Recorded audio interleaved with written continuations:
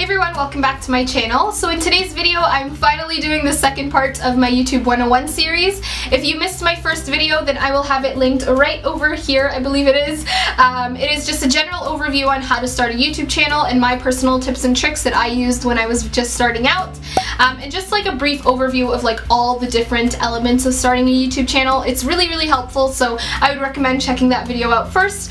But today's video is definitely more in-depth, and it is about my filming, my lighting, my camera settings, everything like that, everything to do with like the production side of YouTube. So I really hope this video is helpful for you guys. But real quick before we continue on with the video, if you're just checking out my channel for the first time, please make sure to subscribe down below if you haven't already. I'd really appreciate that. And if you guys want me to continue making this YouTube 101 series, let me know by giving this video a big thumbs up so I can continue making videos similar to this one. But if you guys want to learn more about production side of YouTube and the camera equipment and everything that I use to create these lovely videos for you guys, and then just keep on watching. So first and foremost, I'm going to give you guys an overview of my entire filming setup just so you guys can sort of see what I'm working with and what is in front of me and everything like that. So I'm going to switch to this camera right over here. So please excuse the lighting that you guys are currently seeing. Because the soft boxes are so bright, it kind of distorts the image of this video. What is directly in front of me, as you can see, I just finished filming my July favorites. So these are just all the products that I usually have in front of me. I have this desk that I got from Walmart or Canadian Tire, I believe, but it's just like a basic like plastic fold-up desk, and it's just really easy when you're filming beauty videos and stuff because you can prop up your mirror and everything like that. With the lights off, you guys can see it a little better. So I have two soft boxes right over here. I have my tripod in the center as well as my camera, and then I have a Rode VideoMic Go just propped right on top of that, and that's how I use or that's how I film with audio. And as you guys can see with the terrible quality right now, lighting makes a huge difference with your videos, like a huge difference, but I'm gonna turn these on so it can go back to normal. But yeah, that is basically what I see while I am filming, and then I just talked right into my lens right over there. I'm gonna turn this around so you guys can see my backdrop and everything like that as well. Okay, and this is the view right behind me. As you can see, it is not as glamorous as it looks in my videos, but that is all the lighting and, you know, the autofocus and everything like that. It just makes for a beautiful image. But I will stand up so you guys can see it a little better. But this is my backdrop. It is basically just a piece of sequin fabric. As you can see, it's sort of like a rose gold pink color. So I just propped it up with these little pins right over here. I got the piece of fabric from Fabricland. And yeah, I believe it was about $50. You get a really nice balance of lighting once like the two soft boxes are propped diagonally. It just kind of creates sort of like a halo in the middle, and then your head's right in the middle. It looks so amazing. I love how my filming setup is. I know that's a little weird for me to say, but I worked really hard and spent a lot of money to get it perfect, and I'm really proud with what I came up with. And this is my chair that I sit on. If you guys are wondering about this room, it's actually my dad's closet. I kind of took it over, as you can see. So yeah, I just like put everything away and then he can still use it when I'm not filming, but I keep this up all the time. So hopefully from that clip you got a good sense of what I'm working with here and the space around me and how I set up everything. I will go in detail obviously about, you know, the specs of all the products that I use and everything like that, but you honestly don't need a huge room for filming. Just something that fits your lighting space, your tripod and everything. I use this tiny room, and it's really good for sound as well because of the carpet and all of the furniture in it, so you just gotta make it work with what you have. So the actual camera that I use is the Canon Rebel T3i, and I'll have it floating right over here so you guys can see it a bit better. It's the camera a lot of YouTubers actually film with. I know there's like the T5i now, there's the T6i that just recently came out. There's a lot of versions of it, but this is kind of the most basic one. It doesn't have autofocus, unfortunately, but the software that I use as my viewfinder and everything, which I'll get to in a bit, kind of fixes that problem, but I really like it. I use the kit lens as well. I don't have like a fancy Sigma lens or anything like that. And as I mentioned a little earlier, the microphone that I use is the Rode VideoMic Go. So not the Pro one.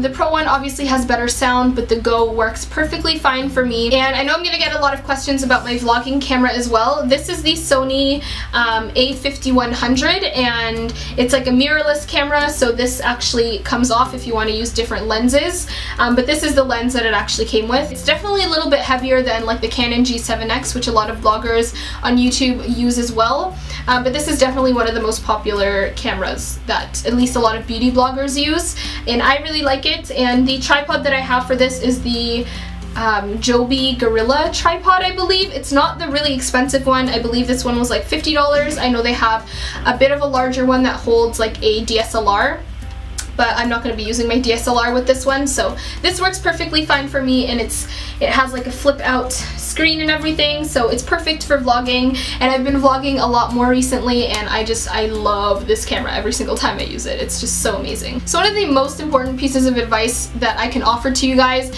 is to make sure you have extra batteries and extra SD cards or memory cards, because honestly, while you're filming, especially if you're doing like a long sort of shoot, if you're doing a makeup tutorial or something, I cannot tell you how annoying it is to have to sit there and wait for your battery to charge. So I would just recommend getting some extra batteries, and then while you're filming you can have the other ones charged and good to go, so that you could just switch them out really quickly if one dies on you. And then SD cards, I wouldn't recommend getting anything under 32 gigabytes for an SD card. So I just have like a ton of these lying around. I have like 3 16 gig ones, and then I have 2 32 gig ones, and whenever my SD card like runs out of memory, I just quickly switch it in. You don't have to like worry about deleting and going back and forth, so it just saves a lot of time in the long run, and time is money, obviously. So invest in good equipment, invest in, you know, extra batteries and SD cards and everything like that, and your time will be well spent. Now for my voiceovers, I actually just use my phone. If you use the voice app on phone, it is amazing. Before I was using my laptop and it just sounds horrible, so definitely don't use your laptop for a microphone.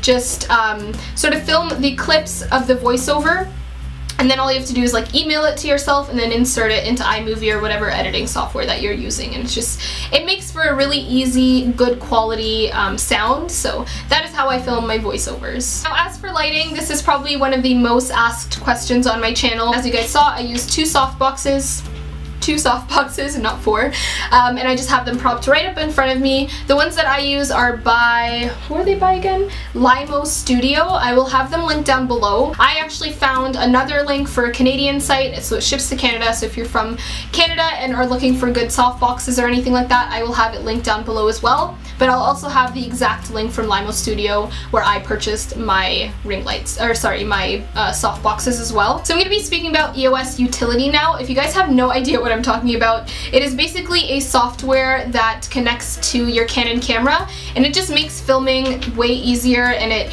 you can fix the ISO on it, you can fix the lighting, you can fix the saturation, the contrast and everything through EOS Utility, and it's a really great tool. You can also use it as a viewfinder, so I'm going to be going through all of that, and it also allows you to autofocus. That's what I was getting at.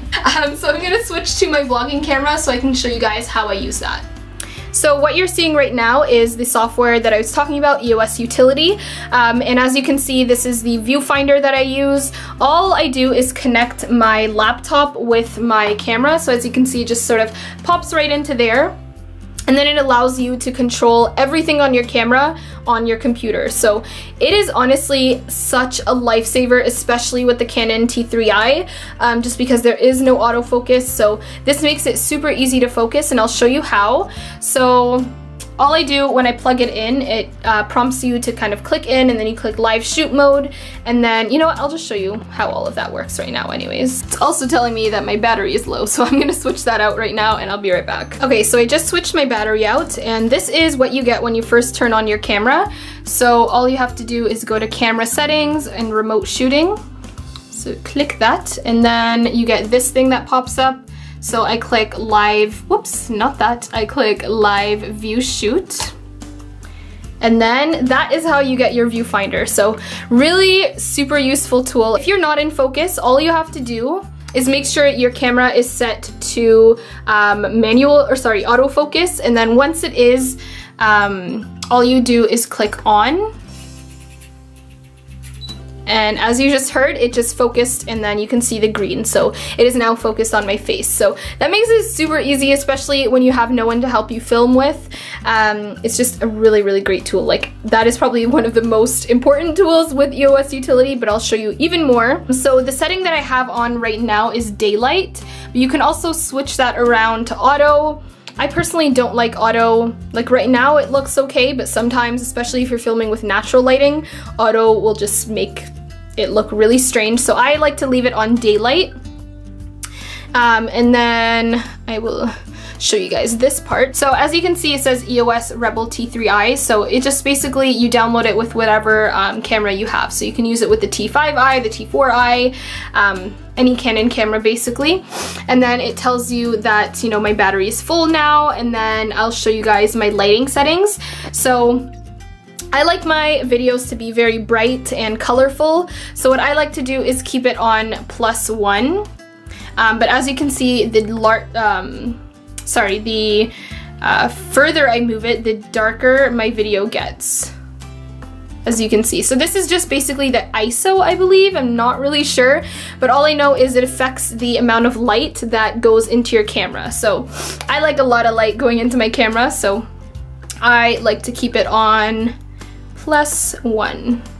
So as you can see, it is nice and bright again. And right over here is the only other thing that I sort of changed. So this is the shooting menu. I like to keep it on faithful. You can do like monochrome if you want like a black and white image. And then there's a bunch of other things, but I just keep it on faithful. And then my detail set is something that I kind of play with around depending on, you know, the type of look that I'm doing, or sometimes if I'm wearing like lighter colors, it can mess with the lighting, so this is really helpful. But I'll show you what I have it on today. So you can fix the sharpness of your image. So if you want it super sharp, as you can see, I don't know if you can really tell through this camera, but it's a lot more sharp. But if you want it sort of soft, you can do that, so it's a little more fuzzy. But I like to keep it on about 4, like it's sort of an in-between. And then you can also change the contrast. So if you want it super contrast, as you can see, you can put it all the way up. I'm all the way up, anyways. Or you can do sort of halfway.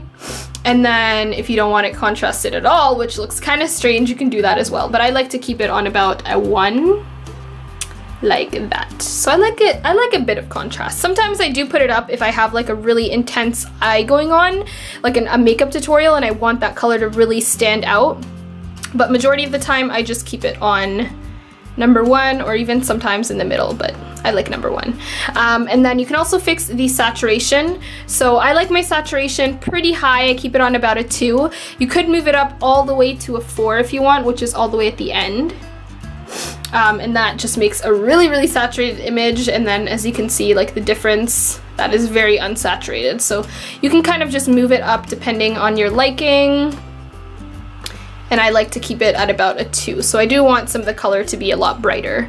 And then the last one is your color tone. So this is basically just going to make your image more pink or more green. It's just going to change the hues. So as you can see, I believe this one, yeah. So this one keeps it a lot more pink. And then if you go all the way to the end of the spectrum, it's a lot more green. And I do not like this. It just looks very sickly. I like to keep it at about a 1. Sometimes I'll even do a middle, or depending on what I'm wearing, I will put it down even further to a -1. So hopefully that really helped you guys. I'm gonna try and find the link to EOS Utility so you guys can download it depending on what laptop you have. It doesn't only work with the MacBook, it works with like PC and Windows and everything like that. I believe I have 2 more videos that I'm thinking of to film for this YouTube 101 series. One of them is definitely gonna be how to make money on YouTube, and then I was also thinking of filming like how to edit my videos and my thumbnails and everything like that. So let me know if that video is something you guys want to see and would be helpful. But that is it for this video. I hope you guys enjoyed, and I will talk to you guys in my next one. Bye!